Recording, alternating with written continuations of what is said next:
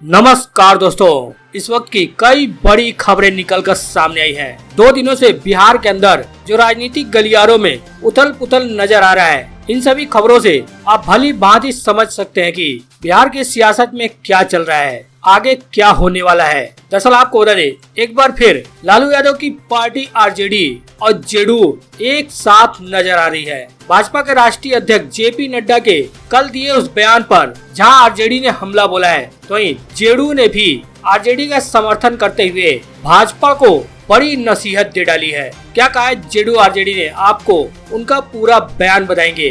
वहीं के साथ ही आपको बता दें, भाजपा जेडीयू में तल्खी के बीच अब मुख्यमंत्री नीतीश कुमार पर भाजपा विधायक भड़क गए हैं। साथ ही जेडीयू बीजेपी के बीच 50-50 के फार्मूले पर भी भाजपा के महासचिव ने सवाल खड़े कर दिए हैं। भाजपा विधायक और भाजपा महासचिव दोनों का आपको बयान बताएंगे। वहीं के साथ ही आपको बता दें, अब लालू यादव की party RJD panchayat 2 web series के डायलॉग से अमित शाह और जेपी नड्डा पर तंज कसते हुए बड़ा हमला बोला है। अब आरजेडी का यह बयान पूरे राजनीतिक गलियारों में चर्चा का विषय बना हुआ है। क्या कह दिया आरजेडी ने, आपको उनका पूरा बयान बताएंगे। वहीं भाजपा द्वारा 200 विधानसभा क्षेत्रों में दिग्गजों को उतार कर चुनाव की तैयारी का प्लान बनाने के बाद अब जेडीयू ने भी बड़ा प्लान बना लिया है। अब जेडीयू ने ऐसा एजेंडा तैयार किया है, हो सकता है इससे भारतीय जनता पार्टी के सामने मुश्किलें भी खड़ी हो सकती हैं। क्या प्लान बनाया आपको उसके बारे में पूरा बताएंगे। वहीं के साथ ही आपको बता दें, 7 अगस्त को भाजपा के खिलाफ महागठबंधन सड़कों पर उतरेगी, सभी जिलों के मुख्यालय में प्रदर्शन करेगी। क्या क्या मुद्दे होंगे इस प्रदर्शन में, आपको उसके बारे में बताएंगे। आगे बढ़ने से पहले आपसे एक छोटा सा रिक्वेस्ट है, वीडियो पर लाइक जरूर कर दें, चैनल को सब्सक्राइब करने के साथ ही घंटी को जरूर बजा लें। बता दें, जिस तरह से भारतीय जनता पार्टी चुनावी तैयारियों में जुटी है, उसे राजनीतिक विश्लेषक जो अटकलें लगा रहे थे, उनके अटकलों को और बल मिलना शुरू हो गया है। बता दें, भाजपा ने पटना में अपने 7 मोर्चों के साथ कार्यकारिणी की बैठक की, जिसमें पूरे देश से 650 सदस्यों ने भाग लिया। इतना ही नहीं, बिहार विधानसभा की 200 सीटों पर पूरे देश से आए सदस्यों ने यहाँ रात भी बिताई और लोगों से बातचीत भी किया। यानी कि भारतीय जनता पार्टी 200 विधानसभा सीटों पर जीत का लक्ष्य मजबूत करने की ओर बढ़ रही है। साथ ही यह बात भी साफ कर दी गई है कि बीजेपी आगामी लोकसभा चुनाव के दौरान पिछली बार से ज्यादा सीटों पर चुनाव लड़ने जा रही है। यानी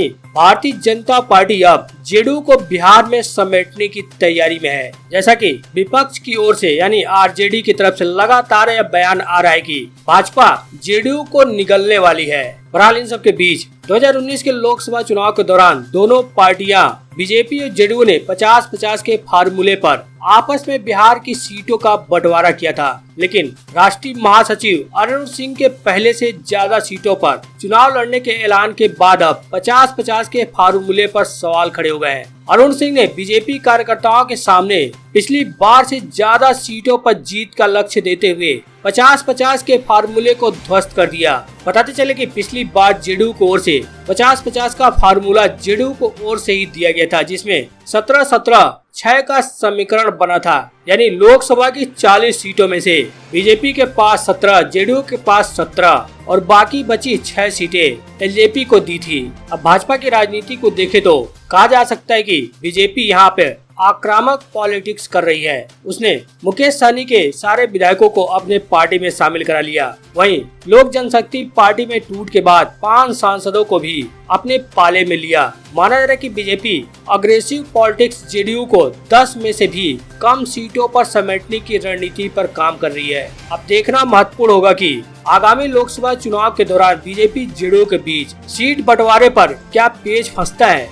बहरहाल इन सब के बीच नड्डा के एक बयान पर जहां आरजेडी ने तंज कसा है, तो वहीं जेडीयू ने कह दिया कि भविष्यवाणी ठीक नहीं है। जहां पटना में आकर भाजपा के राष्ट्रीय अध्यक्ष जेपी नड्डा ने क्षेत्रीय पार्टियों पर बहस तेज कर दी थी। उन्होंने कहा कि देश से सारी पार्टियां खत्म हो जाएंगी, सिर्फ रहेगी तो भारतीय जनता पार्टी। उन्होंने कहा कि हम अपनी विचारधारा पर चलते रहे तो देश से क्षेत्रीय पार्टियां खत्म हो जाएंगी। अब माना जा रहा है कि जेपी नड्डा ने यह बयान देकर खास तौर से बिहार की दो बड़ी क्षेत्रीय पार्टियों जिसमें जेडीयू और राजद को निशाने पर लिया।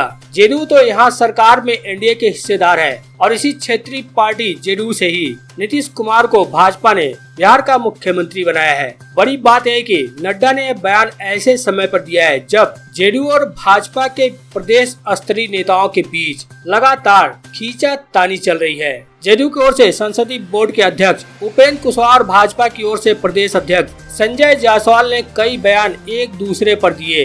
ललन सिंह के भी कई बयान हाल ही के दिनों में चर्चा में रहे। जाति जनगणना के सवाल पर और चर्चित अग्निपथ योजना पर भी जेडीयू की राह भाजपा से बिल्कुल अलग रही। लेकिन अब जिस तरह से जेपी नड्डा ने बयान दिया है कि सभी पार्टियां खत्म हो जाएंगी, बचेगी तो सिर्फ भारतीय जनता पार्टी, उस पर आरजेडी के वरिष्ठ नेता शिवानंद तिवारी ने कहा कि सारी पार्टियों के खत्म होने और सिर्फ भाजपा के बचे रहने से तो लोकतंत्र खत्म हो जाएगा। आरएसएस लोकतंत्र को पसंद नहीं करता है, वह भारतीय संविधान में यकीन नहीं करता है। वे लोग संविधान में मनुस्मृति को लाना चाहते थे, आज वे भी मनुस्मृति को ही संविधान मानते हैं। उनका कहना है कि राजद का आधार बिहार है। क्षेत्रीय पार्टियां उस समय तक रहेंगी जब तक क्षेत्रीय आकांक्षा को राष्ट्रीय राजनीति में जगह नहीं मिल जाता। वहीं जेडीयू नेता एवं पूर्व मंत्री नीरज कुमार का कहना है कि राष्ट्रीय पार्टियों ने क्षेत्रीय आकांक्षा को पूरा नहीं किया तो क्षेत्रीय पार्टियों का उदय हुआ। ऐसे में कोई भविष्यवाणी ठीक नहीं है। बिहार की क्षेत्रीय पार्टी जेडीयू के बारे में तो अभी सभी को एहसास है। बीजेपी, जनता दल जैसी पार्टियों के बारे में भी सभी को एहसास है। क्षेत्रीय पार्टियां राष्ट्रीय विमर्श में एक साथ खड़ी रहे, ये देश की बड़ी चुनौती है। बहरहाल आगे बढ़ते हुए आपको बता दें, अब भाजपा के विधायक सीएम नीतीश कुमार पर ही भड़क गए हैं। भड़कते हुए कहा कि नीतीश कुमार को मुझसे ज्यादा जानकारी नहीं है। जी आपको बता दें, बीजेपी के लौरिया विधानसभा से विधायक और पूर्व कला संस्कृति मंत्री विनय बिहारी अपने सहयोगी दल जेडीयू के मुख्यमंत्री नीतीश कुमार को कटघरे में खड़ा कर दिया है। विनय बिहारी ने बिहार में फिल्म सिटी और अंतर्राष्ट्रीय स्टेडियम के निर्माण को लेकर मुख्यमंत्री पर क्षेत्रवाद का आरोप लगाया। बता दे, सोमवार को पटना में वो प्रेस कॉन्फ्रेंस कर रहे थे। इसी दौरान विनय बिहारी ने यह कह दिया कि जितना वो जानते हैं उससे ज्यादा नीतीश कुमार को जानकारी नहीं होगी। उनका कहना है कि 2014 में मैं कला संस्कृति मंत्री था, हालांकि मैं बहुत कम समय के लिए मंत्री रहा। उस वक्त मैंने बिहार में फिल्म सिटी और अंतर्राष्ट्रीय स्टेडियम बनाने के मुद्दे को उठाया था। मेरे मंत्री बनने के 8 साल बाद भी फिल्म सिटी और स्टेडियम का निर्माण अभी तक नहीं हो सका है। मैंने मोइनुल हक स्टेडियम को मॉडलाइज कर अंतर्राष्ट्रीय स्टेडियम बनाने का आग्रह किया था। फिल्म सिटी के लिए वाल्मीकि नगर को चुना था क्योंकि स्टूडियो में कलाकारों के मेकअप के लिए अनुकूल मौसम बहुत जरूरी है। उसके लिए वाल्मीकि नगर बढ़िया जगह है। लेकिन मुख्यमंत्री नीतीश कुमार ये दोनों चीज अपने गृह जिले राजगीर में लेकर चले गए। विनय बिहारी का कहना है कि फिल्म सिटी के मामले में हमसे ज्यादा बेहतर मुख्यमंत्री जी को नहीं मालूम होगा, लेकिन मुख्यमंत्री ने मेरी बात को नहीं सुना और अपने सलाहकारों से राय लेकर दोनों चीजों को राजगीर में कर दिया। 8 साल बीतने के बाद भी अभी तक फिल्म सिटी तैयार नहीं हो पाया, यह चिंता का विषय है।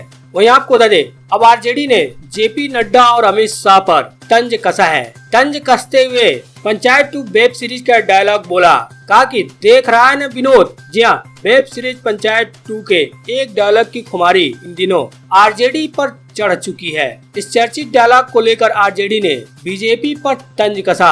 आरजेडी ने अपने ट्विटर हैंडल से एक का 2 ट्वीट किया। पंचायत 2 वेब सीरीज के डायलॉग देख रहा है न विनोद को लिखते आरजेडी ने अपनी बात कही है। आरजेडी ने पहले ट्वीट में लिखा कि देख रहे हो न विनोद, पटना में 2 दिन के आयोजन में फूल वाली पार्टी ने कितने करोड़ों फूंक दिए। एक ठेले वाला बोल रहा था गरीब राज्य में अधर्मी हराम का पैसा उड़ा रहे हैं। सीबीआई ईडी इनके पास नहीं जाएगा क्योंकि ये तो विपक्ष के लिए है ना। वहीं आरजेडी ने एक दूसरा ट्वीट भी किया। ट्वीट करते हुए लिखा कि देख रहे हो ना विनोद, जगत और अमित ने पटना में स्वच्छ भारत अभियान की ऐसी धज्जियां उड़ाई कि हजारों खाने की भरी प्लेट सड़कों पर बदबू फैला रही है। इतना कूड़ा फैलाया कि साफ करने में हफ्तों लगेंगे। इनका क्या, ये तो बिल पर बापू का चश्मा छाप कर स्वच्छ भारत के नाम पर टैक्स वसूलेंगे। जहाँ इस ट्वीट के साथ ही आरजेडी ने वो वीडियो शेयर किया है जिसमें लिखा है कि बाहरी लोग आए और पटना को गंदा करके चले गए। बताया जा रहा है कि बीजेपी की कल जो सभा हुई थी वहाँ पर खाने पीने का प्रोग्राम हुआ था। खाने के बाद वहाँ पर सड़कों पर ही वैसे ही प्लेटों में खाना और जूठे प्लेट फेंक दिए गए। ये आरजेडी की तरफ से दावा किया जा रहा है। बहरहाल वहीं आपको बता दें, जेडीयू ने बिहार के लिए बड़ा प्लान बना लिया है। बूथ स्तर तक के लिए पार्टी ने एजेंडा तैयार कर लिया है। जी हाँ, लोगों से बूथ स्तर तक जाकर संवाद को जेडीयू एक बड़ा एजेंडा बनाकर आगे की तैयारी करेगा। जेडीयू नीचे स्तर के पदाधिकारियों को टास्क देना भी शुरू कर दिया है। जोर इस बात पर है कि संवाद बूथ स्तर तक हो, बूथ स्तर तक का संवाद हवा में नहीं हो और आसानी से यह बात बता दिया जाए कि बात हो गई है। इसे भी जेडीयू ने नोटिस में रखा है। नीचे स्तर तक के पदाधिकारियों को यह कहा गया है कि वे जब बूथ स्तर तक संवाद के लिए जाए तो लोगों से बातचीत के क्रम में उनके सुझाव और शिकायत नोट कर मुख्यालय लाए। उनकी शिकायतों के निपटारे की व्यवस्था और सुझाव पर विमर्श हो। एक कवायद है कि चुनाव के पहले प्रकोष्ठ से जुड़े नेता बड़े स्तर पर लोगों से संवाद कर ले। इस संबंध में प्रकोष्ठ के पदाधिकारियों को सेंसिटाइज किया जा रहा है।